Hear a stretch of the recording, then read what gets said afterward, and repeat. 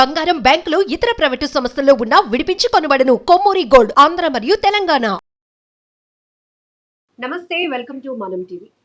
కొన్నిసార్లు మన ముచ్చట్లు ఎంత బాగుంటాయంటే పిల్లలు ఏం చేసినా మనకు నచ్చుద్ది, ఎందుకంటే మన పిల్లలు మనకు ముద్దు కాబట్టి. కానీ కొన్ని సందర్భాల్లో ఇదే తగ్గించుకోవాలి అని నిపుణులు హెచ్చరిస్తూ ఉంటారు.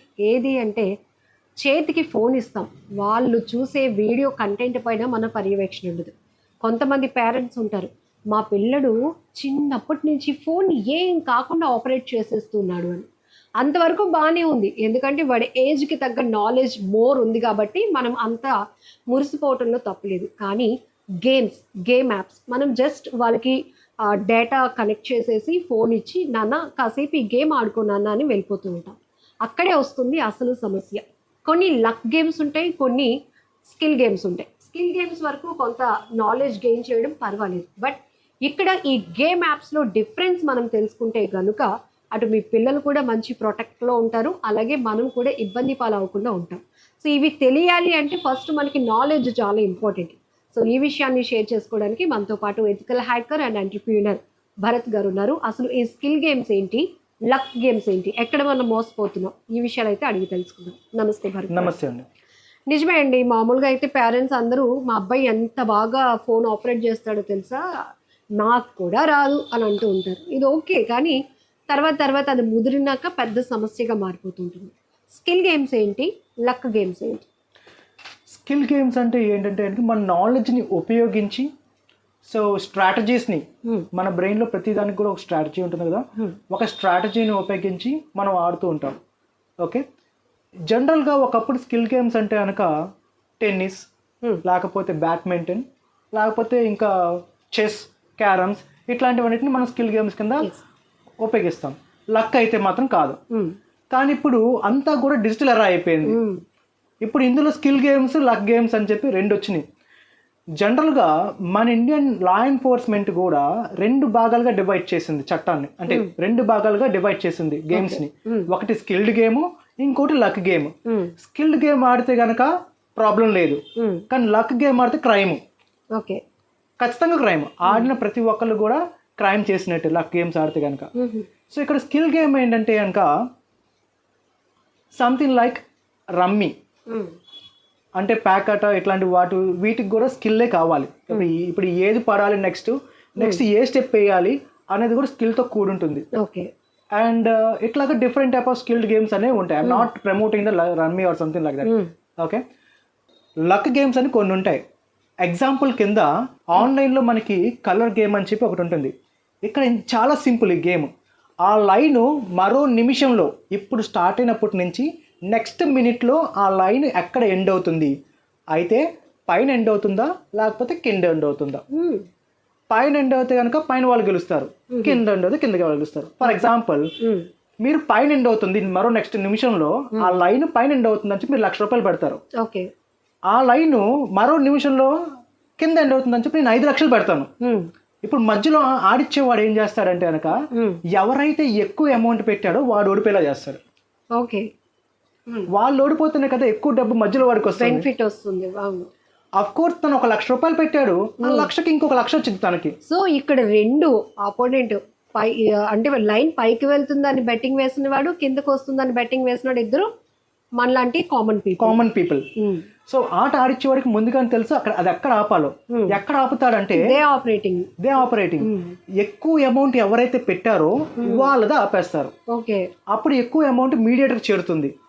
గెలిచినోడికి 1,00,000 2,00,000 పడేస్తే ఏముంది, 5 lakhs బెట్టింగ్ పెట్టినోడు ఓడిపోతాడు, అందులో 1 lakh వాడికి ఇచ్చేస్తే 4 lakhs వస్తుంది. అట్లా నిమిషానికి ఎన్ని వేల కోట్ల ట్రాన్సాక్షన్స్ జరుగుతాయి మీరు ఆలోచించండి. సో అంటే ఈ లక్ గేమ్స్ అంతా మన లక్లో లేదు, యాప్ క్రియేటర్స్ ఆడించేవాడి చేతుల్లో ఉంది. అది అంతా కూడా మనకి ఏంటంటే కనుక అదృష్టం అని మనం అనుకుంటాం. It was already pre designed, everything was pre designed. ఇట్లాంటి గేమ్స్ ని మనం లక్ గేమ్స్ అని పిలుస్తాం. ఇట్లాంటి గేమ్స్ ని ఎంకరేజ్ చేయటం, అండ్ అంతేకాకుండా యూట్యూబ్ ఛానల్లో, ఇన్స్టాగ్రామ్లో ఇన్ఫ్లుయెన్సర్ ఇట్లాంటి ఎంకరేజ్ చేయటం, లేకపోతే ఇట్లాంటి గేమ్స్ ఆడటం కూడా నేరం. చట్ట ప్రకారంగా అది నేరం. స్కిల్డ్ గేమ్స్ మీరు ఆడొచ్చు. స్కిల్డ్ గేమ్స్ అంటే కనుక ఎక్కడైతే కనుక మీరు స్కిల్ని ఎఫోర్డ్ చేస్తారో అక్కడ మీరు ఆడచ్చు. మీరు నన్ను అడగచ్చు, సో స్కిల్డ్ గేమ్ అంటే పబ్జీ, ఫ్రీ ఫైర్ కూడా స్కిల్డ్ గేమే కదండి. దాక్కొని దొక్కని చూడాలి, అక్కడ వాళ్ళని చంపాలి, ఇక్కడ వాళ్ళని చంపాలి, చాలా స్ట్రాటజికల్గా చంపాలంటే అని చెప్పి అంటారు. ఇక్కడ చూడండి, పబ్జీ, ఫ్రీ ఫైర్ ఇట్లాంటి వల్ల మనకి చాలా నష్టం జరిగింది. మనకి ఇక్కడ చిన్న పిల్లలు, చిన్న ఏజ్లో ఉన్న వాళ్ళకి హార్ట్ అటాక్స్, తర్వాత షుగర్ లెవెల్స్ అండ్ అంతేకాకుండా బీపీస్ ఊరుకూరునే వచ్చేస్తున్నాయి. గేమ్స్ వల్ల ఇప్పుడు సడన్గా మనం కాలుస్తూ ఉంటాం, సడన్గా ఒక ఇద్దరు వచ్చి మనం కాలుస్తూ ఉంటారు. అది మనం చూసి అది గేమ్లో జరుగుతుంది, అది నిజమైన మన బ్రహ్మతం, మన హార్ట్ బీట్ పెరుగుతుంది. ఇట్లా దాదాపుగా 2 గంటలు ఆడేసరికి మనలో షుగర్ లెవెల్స్, బీపీ ఇట్లాంటివన్నీ కూడా విపరీతంగా రేజ్ అయిపోయి కొంతమంది అయితే యంగ్స్టర్స్ హార్ట్ అటాక్స్ చచ్చిపోతున్నారు కూడా. స్కిల్డ్ గేమ్స్ కూడా ప్రాబ్లమే అని అంటారా మీరు అని అనొచ్చు. స్కిల్డ్ గేమ్స్ మంచిదే, కానీ ఏ టైప్ ఆఫ్ స్కిల్డ్ గేమ్స్ వాడాలనేది ముఖ్యం. ఫన్ వచ్చేదైతే అది స్కిల్ గేమ్స్ మంచిదే అనుకోవచ్చు. ఎక్కడైతే యాంగ్జైటీ, హెల్త్ కి ప్రాబ్లమ్స్ తెస్తున్నాయంటే ఏవైతే మనకి యాంగ్జైటీని, ఏవైతే కనుక మనకి ఫియర్ని, ఏవైతే కనుక మనకి బీపీని ఇట్లాంటివన్నీ తీసుకొస్తుందో అట్లాంటి గేమ్స్ని మనం ఎంకరేజ్ చేయకూడదు. ఏవైతే మనకి నాలెడ్జ్ని పెంచుతుందో, ఏవైతే మన థాట్ ప్రాసెస్ని పెంచుతుందో అట్లాంటి games are encourageable. Those are skilled games. Skilled గేమ్స్లో ఇప్పుడు మీకు నిజంగా మీకు 2 డిఫరెన్సెస్ చెప్పాను.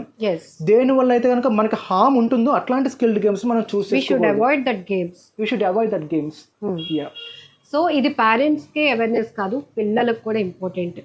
మీరు ఎప్పుడు హ్యాపీగా, హెల్తీగా ఉండాలి అంటే మనకి కొంత ఎంటర్టైన్మెంట్, మనకి కొంత స్కిల్ డెవలప్ చేసుకోవడానికి యూస్ఫుల్ గేమ్స్ మనం చూస్ చేసుకుంటే పర్వాలేదు. అలా అని ఫోన్ పట్టుకుని పద్దాక అవే గేమ్స్ ఆడకండి.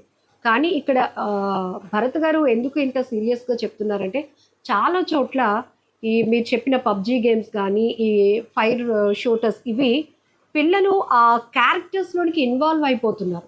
సో ఈవెన్ షూటర్ ఎవరైతే ఉంటారో అది మనమే అని యాంగ్జైటీనెస్ చూపించడం, లేకపోతే పక్కన వచ్చేస్తున్నాడు, ఏదో పడిపోతోంది, మనం ఇప్పుడు చచ్చిపోతాం.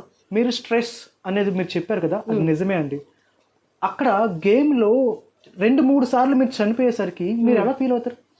వీడియో గేమ్ గురించి మాట్లాడట్లేదు, ఏ ఆటలో అయినా కానీ మనం పద్దాకలా ఓడిపోతున్నామంటే we will lose our confidence. ఇప్పుడు మీరు దేనికోసం మీరు కాన్ఫిడెన్స్ లూజ్ అయిపోయారు? చనిపోయాను ఆ క్యారెక్టర్. It's just ఇల్యూజినేషన్. అదొక కేవలం భ్రమ మాత్రమే. ఆ భ్రమలో మీరు ఇంకా భయపడుతున్నారు, ఇంకా మీరు స్ట్రెస్ ఫీల్ అవుతున్నారు. ఆ భ్రమ నుంచి వచ్చిన స్ట్రెస్ అనేది ఎంతవరకు కరెక్ట్ అసలు? దాంతోపాటు కొంతమంది పిల్లలకి, పెద్దవాళ్ళే కాదండి, పిల్లలకు కూడా కొన్ని ప్రెస్టేజ్ ఇష్యూస్ కూడా ఉంటాయి. సో వాళ్ళ ఫ్రెండ్స్ ఏమో వేలకు వేలు పెట్టి ఆ గేమ్స్లో బట్టలు కొనుక్కోవటం, ఆ వెపన్స్ని కొనుక్కోవటం, ఈ థింగ్స్ని కొనుక్కుంటాను అంటుంటారు. ఓకే, నీ దగ్గర లేవా, అవి లేవా, నా దగ్గర ఉన్నాయి చూసేవా, నా దగ్గర ఈ డ్రెస్ ఉంది, నా దగ్గర ఆ స్కిల్ ఉంది, ఈ స్కిన్ ఉంది, నీ దగ్గర లేవు అని చెప్పి ఎక్కించడం వల్ల వీళ్ళు పాపం బాధగా ఫీల్ అయ్యి, ప్రెస్టేజ్గా ఫీల్ అయ్యి చిల్డ్రన్స్ ఏం చేస్తారంటే పేరెంట్స్ తెలియకుండా క్రెడిట్ కార్డ్స్, డెబిట్ కార్డ్స్ని యూజ్ చేస్తుంటారు వాటిలో. సో దీనివల్ల ఏంటంటే కనుక ఒక అన్ప్లెజెంట్ ఎన్విరాన్మెంట్ అనేది వాళ్ళ మైండ్లో క్రియేట్ అవుతుంది. అంటే బీపీలు, స్ట్రెస్, దాంతోపాటు దొంగతనం, అబద్ధాలు చెప్పటం, ఒకదాంతో ఒకటి కూడుకు, ఇట్స్ ఎ బటర్ఫ్లై ఎఫెక్ట్. సీతాకోక చిలుక నుంచి ఒక్కొక్క ఎఫెక్ట్ అయితే ఎలా ప్రొడ్యూస్ అవుతుందో అలాగే ఇట్లాంటి గేమ్స్ వల్ల మానసిక ఒత్తిడి, అంతేకాకుండా క్యారెక్టర్ని కూడా లూజ్ అయిపోయే అవకాశం అనేది. సో ఈ గేమ్స్ వల్ల మనం ఏవైతే కొన్ని ఉండకూడదో అలాంటి క్వాలిటీస్ని కూడా మనం క్యాప్చర్ చేసే అవకాశం ఉంది. సో స్వార్థం పెరుగుతుంది. రియల్ లైఫ్లో కూడా మా ఫ్రెండ్ ఈ కాస్ట్లీ డ్రెస్ వేసుకున్నాడు, మాకెందుకు లేదు, కొనండి, ఒత్తిడి పేరెంట్స్ మీద, ఇంత నాలెడ్జ్ వచ్చేస్తుంది వాళ్ళకి, అనవసరమైన నాలెడ్జ్. అంతేకాకుండా వాళ్ళకి రియాలిటీకి వాస్తవానికి తేడా తెలియని ఒక ఏజ్లో ఆడుతున్నారండి గేమ్స్ అన్నీ కూడా. ఇప్పుడు మనకి 30 years 40 years వచ్చిన తర్వాత దిస్ ఈజ్ రియాలిటీ, ఇది వాస్తవం, ఇది అవాస్తవం అని చెప్పి మనం అనుకుంటాం, మనం అనలైజ్ చేయగలం. కానీ చిన్నపిల్లలకి గేమ్లో ఆడినంత ఈజీగా బయట వాడు కాలుస్తారు, బయట వెపన్స్ లేవు కాబట్టి కొడతారు.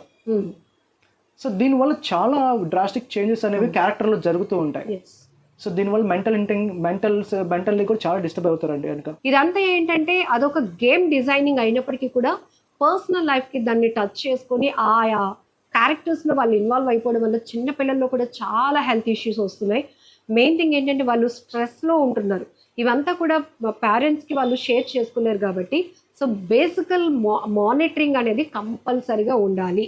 ఇది పిల్లలకి పెద్దలకి అందరికీ మీకు నాకు కూడా యూస్ఫుల్ వీడియో ఇది. థ్యాంక్ యూ సో మచ్ అండి. నమస్తే. Thank you so much.